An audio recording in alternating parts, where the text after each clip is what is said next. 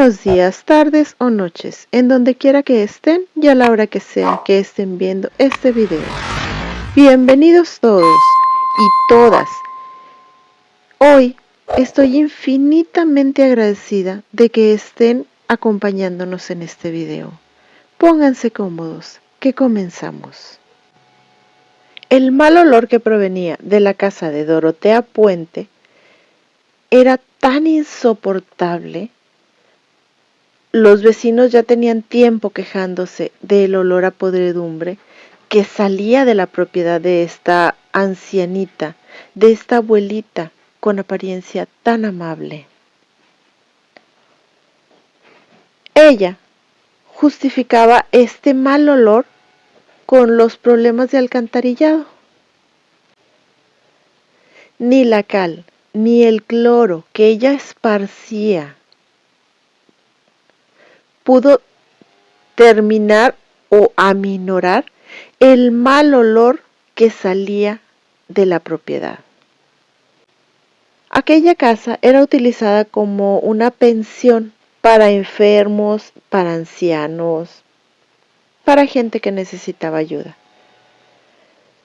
Ahí escondían un tétrico secreto, y era nada más y nada menos que el homicidio de sus huéspedes. Fue por las sospechas de una trabajadora social. Ante una desaparición, uno de sus protegidos desapareció, y eso fue lo que llevó a la policía a que registrara la casa de Dorotea y que descubriera varios cuerpos enterrados en el jardín trasero. Vamos a ver los detalles.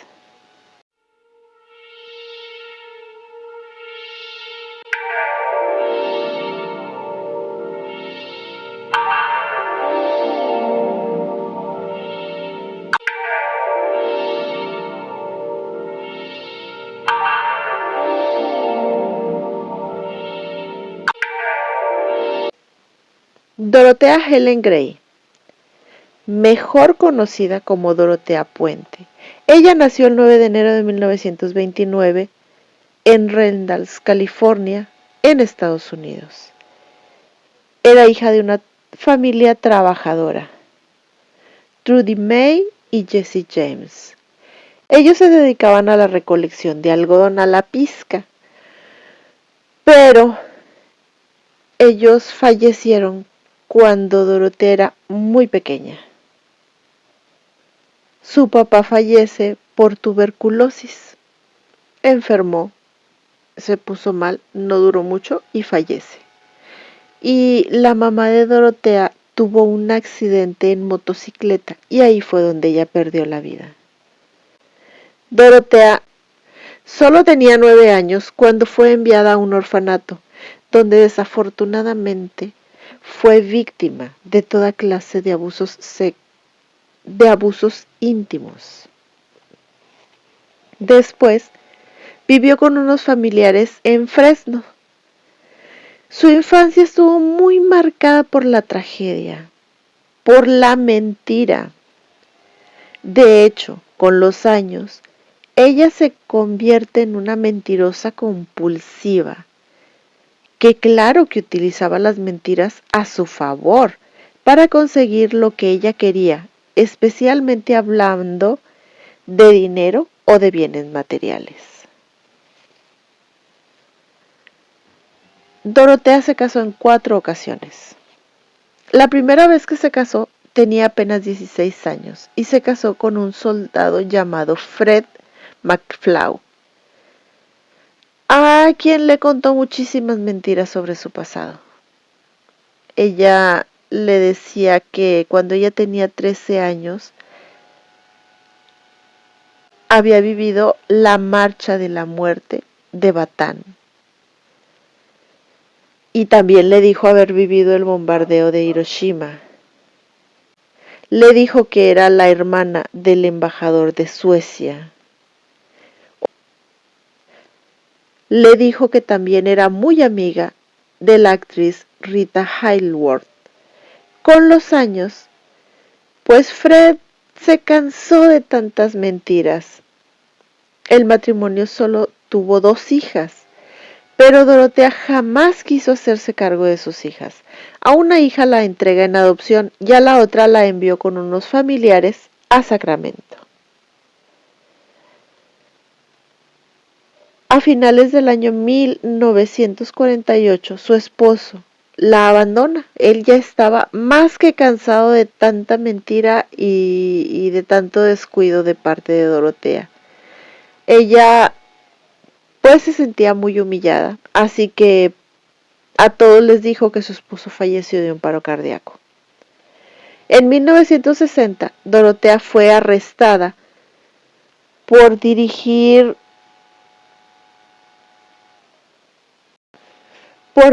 un lugar de esos donde se venden relaciones íntimas, donde se venden cuerpos. Entonces la condenaron a 90 días en la cárcel del condado de Sacramento. Cuando ella sale, se convierte en una persona sin hogar y estuvo como vagabunda, andando de aquí para allá.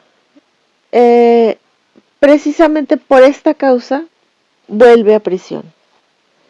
Y cuando ella sale, comienza a trabajar como auxiliar de enfermera y como cuidadora de personas discapacitadas y de ancianos. En ese entonces fue cuando ella inició su etapa esa donde cometía delitos y administraba de forma fraudulenta las pensiones de las personas ancianas o de los discapacitados a quienes cuidaba. Fue entonces cuando ella se casa por segunda vez con un hombre sueco llamado Alex Johansen, quien se divorció de ella por maltrato. Esto sucedió en 1966. Poco después se vuelve a casar con Roberto Puente. Este era un hombre 19 años más joven que ella. De hecho, de él tomó el apellido en la Ciudad de México. Este matrimonio solo duró 2 años. Cuando ella se separa de Roberto Puente, fue cuando ella inicia con la pensión. Una pensión era una casa de 3 plantas con 16 habitaciones en la dirección 2100F de la Street de Sacramento. Cuando Dorotea se mantenía soltera y hasta la última vez que se casó con Pedro Montalvo en 1976, ella se pasaba los días visitando diferentes bares, porque ahí en los bares ella buscaba hombres mayores a quienes estafar. Primero platicaba con ellos, los conquistaba, para después falsificar sus firmas y robar la mayor cantidad de dinero que ella pudiera robarle a ese hombre, hasta que encontraba otra víctima. De hecho, tuvo varias demandas, hasta que Dorotea fue acusada por 34 delitos de fraude. Entonces estuvo 2 años y medio presa. Cuando sale ya regresa a su casa, esa casa de 3 pisos con 16 habitaciones. Y ahí comienza a recibir huéspedes de avanzada edad o huéspedes con problemas o con problemas psicológicos. Dorotea se mostraba muy amable y generosa, pero a veces sacaba su lado más tacaño y posesivo. Y quien se enfrentara a ella por sus engaños terminaba enterrado en su jardín. Si alguien se daba cuenta que ella lo había estafado y le hacía frente, ella simplemente le quitaba la vida y lo dejaba en su jardín. De hecho, los vecinos recuerdan cómo ella era muy, muy protectora con su jardín. En especial con el césped, era tan sobreprotectora que no quería que lo pisaran. Cuando alguno de los vecinos pasaba por encima de su césped pisándolo, ella salía corriendo como si siempre estuviera cuidando el césped, salía corriendo y gritando de groserías y hasta los maldecía. Y pues sí, claro, ella tenía sus motivos, ahí ocultaba los cuerpos de sus víctimas. Pero los vecinos pues no sabían nada de esto, ¿verdad? Una de las primeras víctimas fue Ruth Monroe. Ella era una amiga de Dorotea. En abril de 1982, Ruth fallece por sobredosis de codeína y paracetamol. Dorotea dijo que Ruth parecía depresión, porque su marido tenía una enfermedad terminal y eso la tenía muy deprimida. Y pues la policía le creyó. Bueno, todos creyeron su versión, nadie puso dudas sobre esta versión y lo trataron como un suicidio. Malcolm Mackenzie, él puso una denuncia en contra de Dorotea, porque él alegaba que lo había drogado y lo había robado. La encontraron culpable y entonces fue sentenciada a 5 años de prisión. En ese tiempo hizo amistad con Everson, un hombre de 70 años con quien inició una relación sentimental. Esa relación continuó cuando ella salió de prisión. Mientras tanto, ella empieza a adquirir huéspedes para su pensión, solo que tenía algunos de ellos que pues iban desapareciendo misteriosamente. Dorothy Miller, de 64 años, tenía problemas con el alcohol. Ella fue encontrada con los brazos pegados al pecho con cinta adhesiva. Benjamin Fink, un hombre alcohólico de 55 años, tan solo tenía puestos unos calzoncillos a rayas. Betty Palmer, de 78 años, fue enterrada en camisón, pero no tenía ni la cabeza ni las manos. Leona Carpenter, también de 78 años, fue vista por última vez agonizando en el sofá de la pensión de Dorotea. Y solo un hueso de su pierna fue sepultado en el jardín. También le quitó la vida a James Gallup, de 62 años. A Vera Faye Martin, de 64 años. El reloj de Vera seguía funcionando cuando desenterraron su cuerpo. Pero estas no fueron las únicas víctimas de Dorotea. Gracias a Ismael Flores, un hombre que ella contrató como personal de mantenimiento en su pensión, él se deshizo del cuerpo de Everson en noviembre de 1985. Entonces, Dorotea manda construir una caja de madera grande con la excusa de guardar unos libros y otros artículos que después le dio a Ismael y le dijo que la acompañara a un almacén para llevar la caja. Pero en lugar de llegar a un almacén, en camino estaba un río y le dijo Dorotea a Ismael que lo aventara, que el cajón lo aventara al río. Ismael lo aventó al río y no cuestionó nada, no preguntó nada, no dijo por qué al río si íbamos a guardar unas cosas. Nada, él lo tiró y ya. Cuando resulta todo esto, pues él dijo, y les comentó a los investigadores esa situación. El 1 de enero de 1986, un pescador encontró una caja con un cuerpo dentro. Y pues era la última pareja sentimental de Dorotea, pero debido al avanzado estado de descomposición en que se encontraba el cuerpo, no pudo ser identificado. Fue hasta 3 años después que supieron quién era. Durante estos 3 años, Dorotea hizo creer a la familia de Everson que él todavía estaba vivo.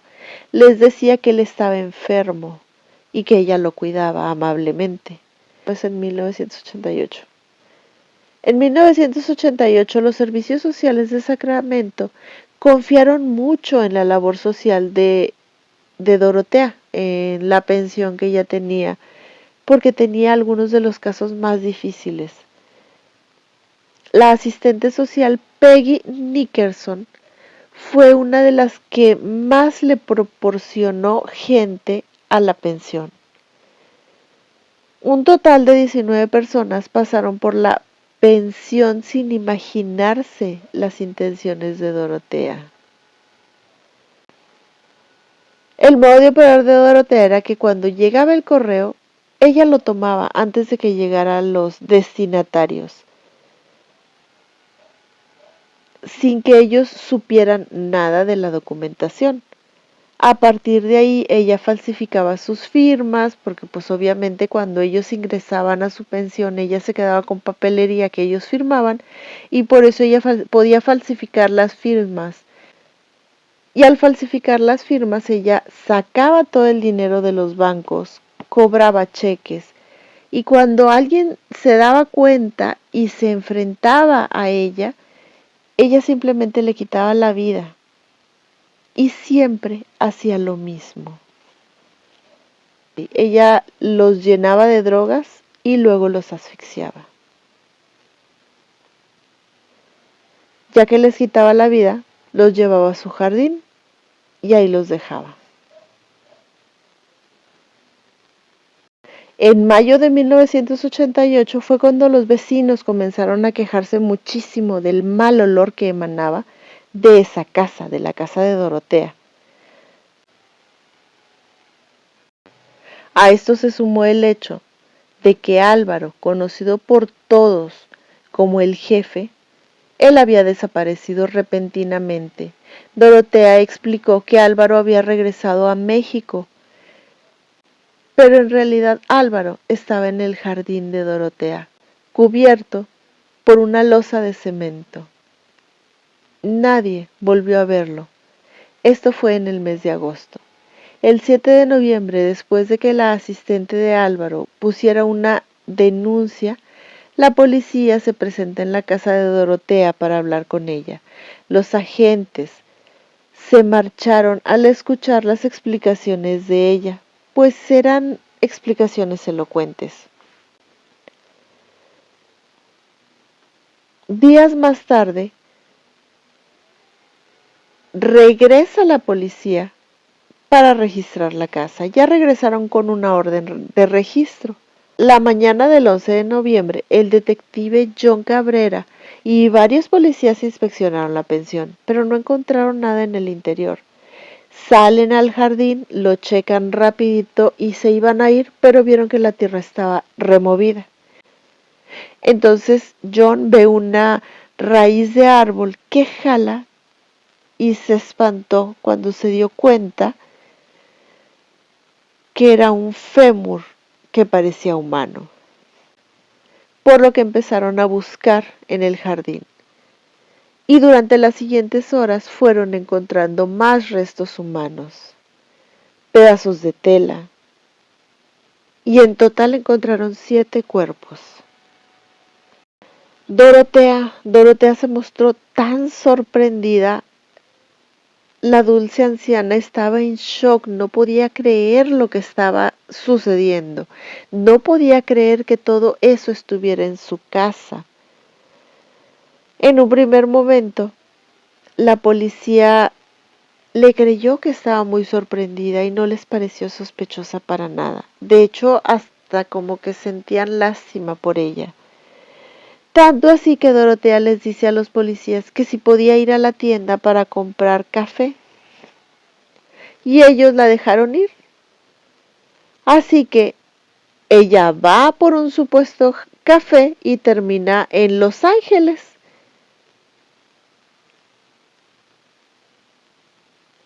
Ahí en Los Ángeles intenta captar a una nueva víctima, a Charles Wilkes.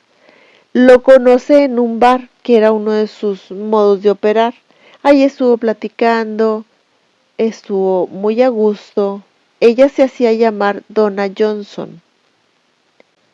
Entonces quedan ellos de verse al día siguiente. Charles se va a su casa y Dorotea se va al lugar donde estaba hospedándose.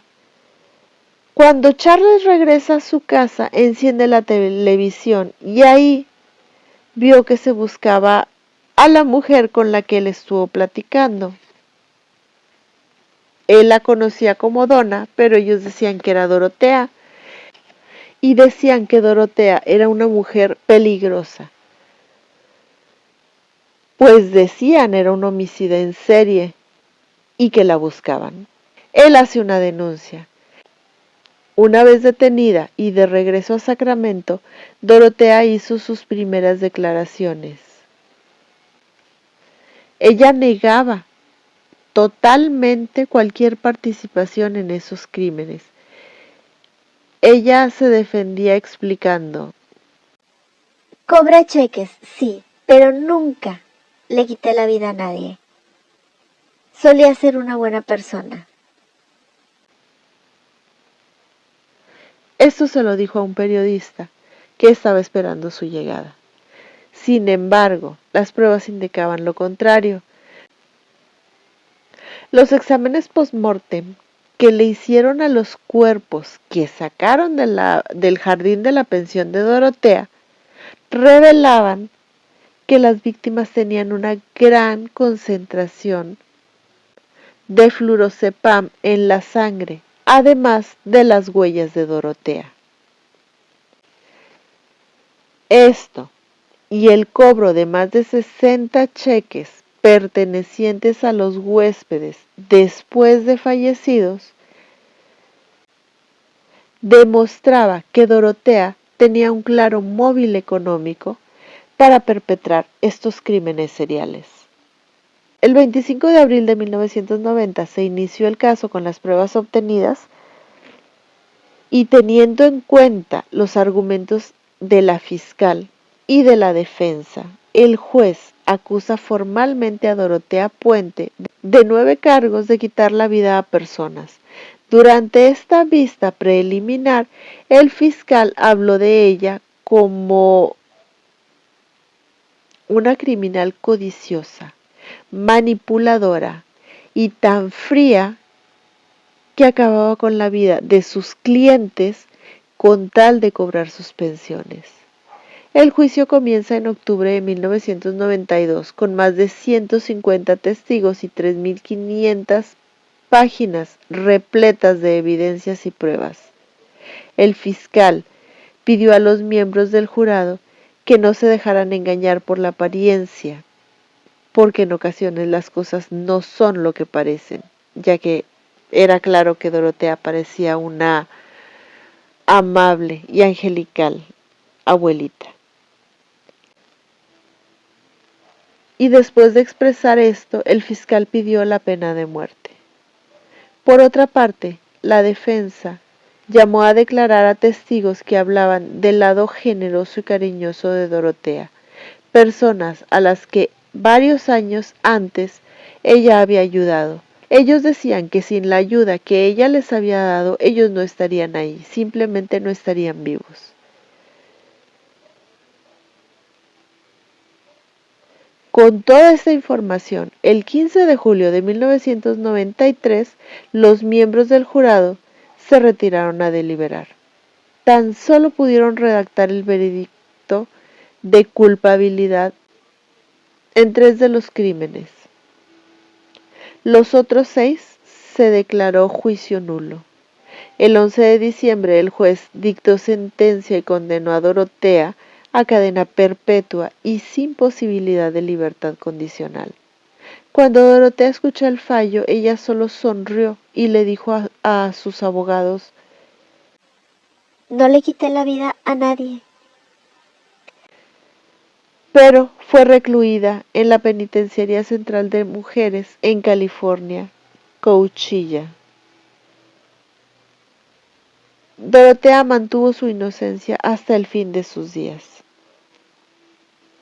Ella falleció el 27 de marzo del 2011 a los 82 años. y falleció por causas naturales. Durante el tiempo que estuvo en prisión, hizo un libro de recetas y apareció en varios documentales de criminales en serie. Esto es todo por hoy. Solo me queda agradecerles muchísimo por todo su apoyo, con sus suscripciones, con sus comentarios, sus likes, por compartir con las personas que saben que les gustan este tipo de temas. Sin nada más que decir y de todo corazón, deseo que terminen de tener un maravilloso día, tarde o noche. Hasta el próximo crimen.